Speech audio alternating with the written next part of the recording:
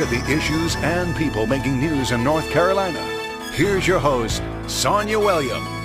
Hello and thanks for joining us. As the nation prepares to pay tribute to Dr. Martin Luther King, there are dozens of celebrations and events happening right here in the Triangle.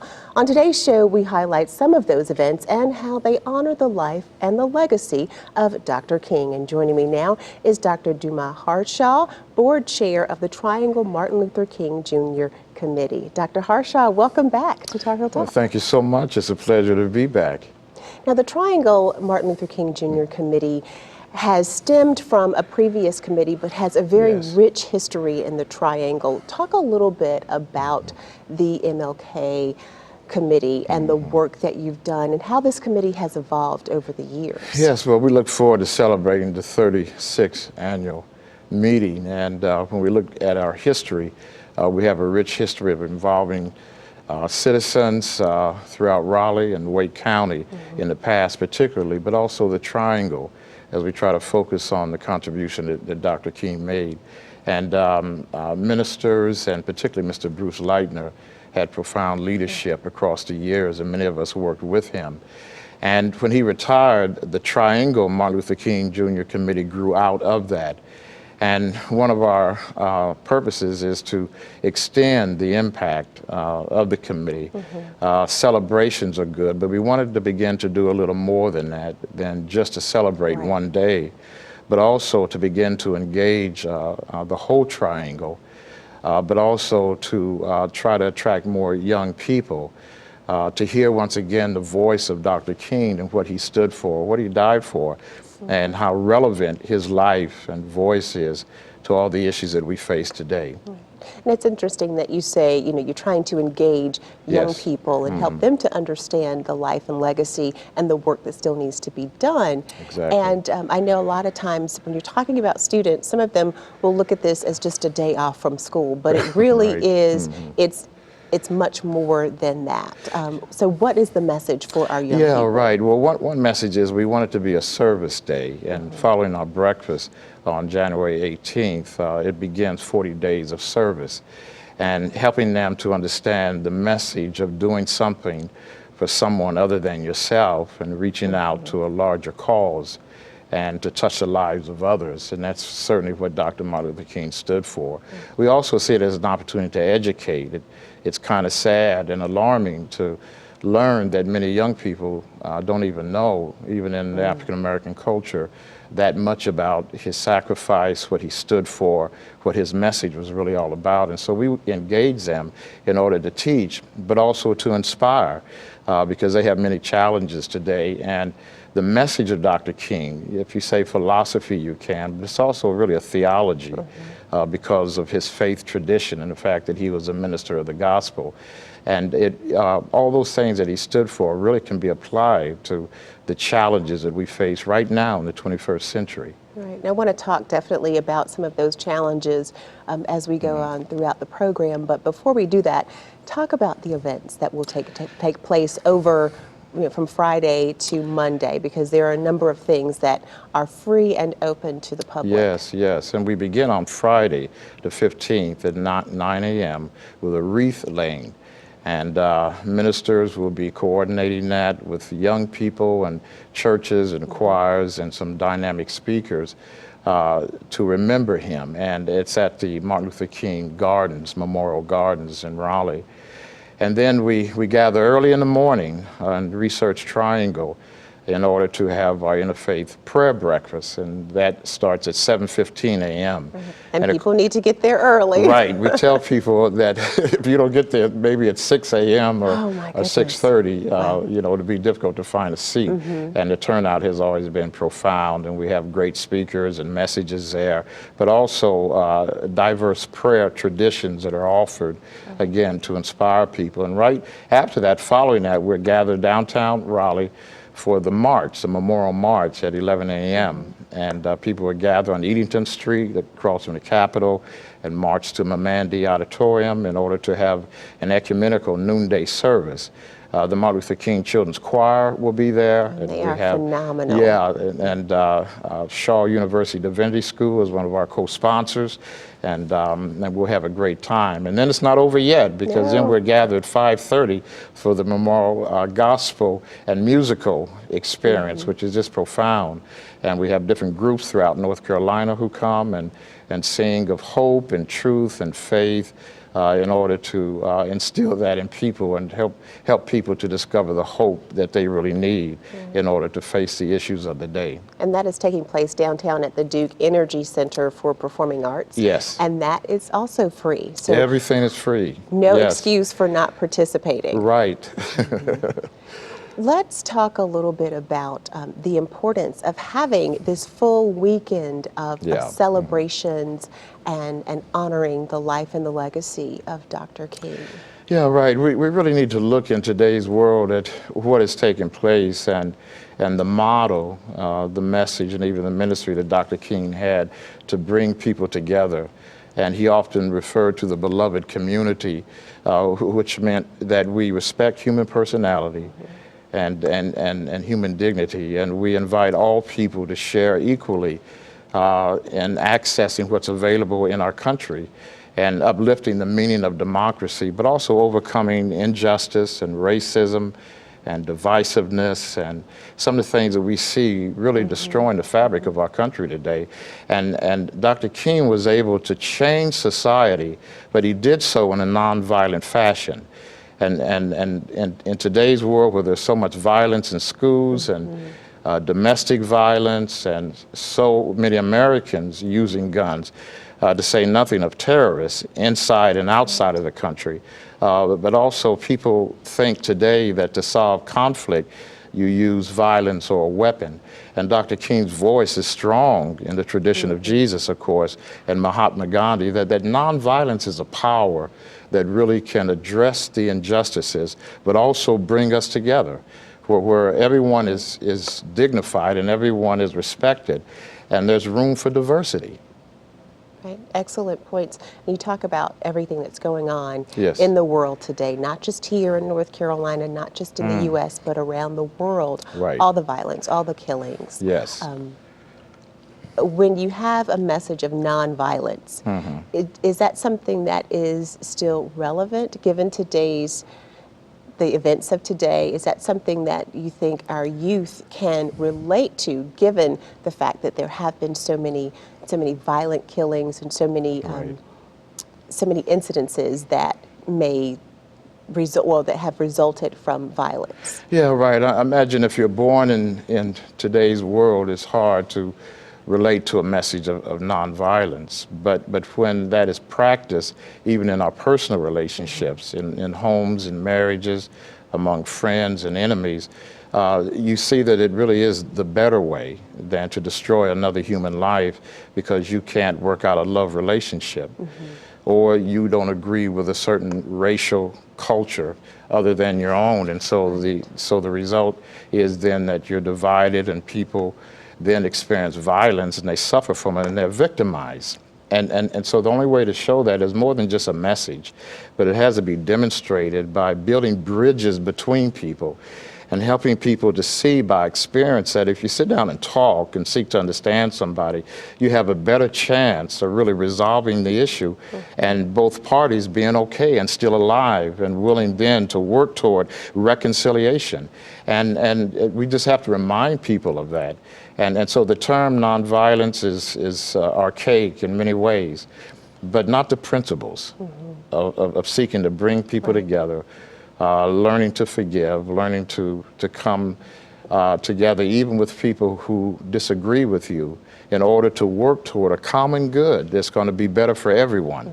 And obviously, if we continue with the violence in our communities and our homes, let alone between nations, Martin said a long time ago in prophetic ways, we're simply going to destroy ourselves. And it looks like we're on that track.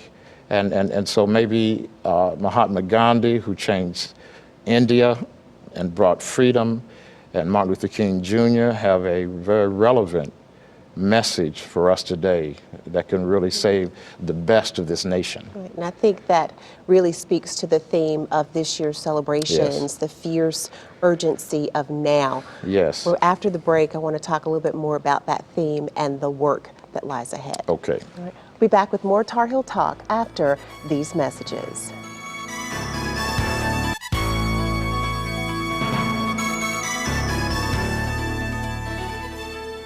Today's show focuses on this year's Triangle Dr. Martin Luther King Jr. holiday celebrations. And with us again is Dr. Duma Harshaw, board chair for the Triangle Martin Luther King Jr. Committee. And Dr. Harshaw, the theme we were talking about before the break for this year's events is the fierce urgency Yes, of yes. now, which is absolutely powerful given Yes. all the things that are happening in the U.S. and around Right, the world. right. Talk a little bit about the meaning of this theme. Yeah, well, it was taken from Dr. King's last book, which was really prophetic, but often is overlooked.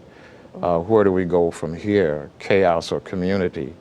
And when he began to address the issues of poverty and racism and the issues of military forces, the growing materialism and greed in the American capitalistic environment, he was saying it's urgent for us to really fix these issues. Otherwise, the whole national structure is in jeopardy. And we can no longer wait or turn our eyes away from what the real problems are in American society. Otherwise, our country is going to go on a path of destruction. And if you just take those words alone and that book alone, you'll see that he was prophetic. Absolutely. Because if we don't fix the issue of the haves and the have-nots, the disappearing middle class, if we don't fight for jobs and opportunity and equality for everybody, well, then we're going to destroy this beautiful thing we have as United States of America. And then we're going to run away from democracy, which really can bring us together and provide a tremendous a place where we really can live together, but also a model for the rest of the world. And so he felt like it was now's the time for those in leadership, the political structure, the faith community, the educational systems in America, the economic structures to really come together and begin to solve these problems that are eating away at us. It's like a cancer, and he referred to it as a sickness in the nation. And so the Southern Christian Leadership Conference had the theme of saving the soul of America. And it was around these kinds of issues. And I think the voice can clearly be heard once again that obviously the trouble, the divisions in our nation today, it's urgent. And we need to do something about it. And that's all of us need to do something about it. And bringing attention to those issues and the urgency of now during the time that we celebrate the life of Dr. Martin Luther King is quite fitting, but where do you go beyond that? After Right. Monday's events are over, what's next for the Triangle MLK committee and really the community? Yes, excellent question. Most Americans on the day are into celebrating the life of Dr. King, and it's a beautiful thing. And often we use the I Have a Dream speech as if that really epitomizes everything Dr. King stood for. It's a beautiful speech, but really there's more to Dr. King's contribution than that. And so we are committed really to having opportunities for the community to come together after January in order to really look at what Dr. King can help us with in terms of what we face in today's world. Right. And we really want to get more college students involved, more high school students involved, more young people involved to really wrestle with some of these issues so that we have activities going on. We're going to have a youth summit that is scheduled for February. We bring the pastors together. Interfaith is what our breakfast is about, but we also have pastors within the Christian denominations alone coming together and wrestling with these issues. And there's much more planned so that when we look at a calendar year, we may have 4 or 5 major events before we get to next year's celebration. Right. And then I think we're going to see the whole paradigm shift in a different way. Celebrate, yes, but now it's time to serve. Absolutely. It's time to work and to take Dr. King's motto of sacrificial leadership and see how that can make a contribution to the kind of leadership too often we see in the world today. Right, and definitely a lot of work that needs to be done. Yes. People can find out more information about these events over the course of the year by going to trianglemlk.com. Yes. And that's the website for the committee. Yes. And I'm sure you'll list all of the events that are happening over the course of the year so that Absolutely. families, not just our young people Yes. alone, but the entire family Exactly. can get involved. Yeah, that is ideal, and that's what we're working toward. Right. And that's what we are doing now. And it's all starting on January 15th, on 15th Friday at 9 with the- a.m. at the Memorial Gardens in Raleigh. And then on Sunday is a list, on Monday is a list of events that are taking place, all Yes. to honor and really honor and help our young people to understand the life and the Yes. legacy of Dr. King and the sacrifices that he made so Right, that we right. all can enjoy some of the freedoms that we have today. Right, exactly. And also to give people hope, because it's possible to be a young person in today's society and feel like nothing is going to change. But if you look at the civil rights movement and the many people who made that happen, if it happened in the 20th century, it can happen now. And so there is hope. We can change the course of our nation. We can stop some of the negative behavior. We can continue to fight against racism and hatred and violence and unnecessary warfare. And if nothing else, to hear that voice again to say, look, this is what happened now, this is what can happen, and you can make a difference. Giving people that direction on where to go from here, I think, will be crucial Yes. to our success over the coming years. Yes, yes, indeed. All right, Dr. Harshaw, we're going to take another break. We'll talk more in just a Okay. minute. Don't go away. We'll have more on the Triangle MLK Committee when Tar Heel Talk continues.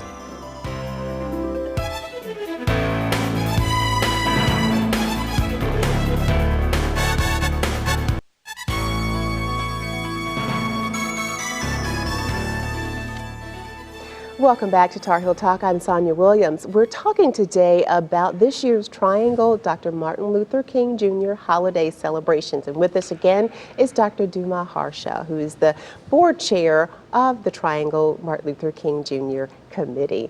Now, Dr. Harshaw, there are a number of events that are taking place starting on Friday the 15th.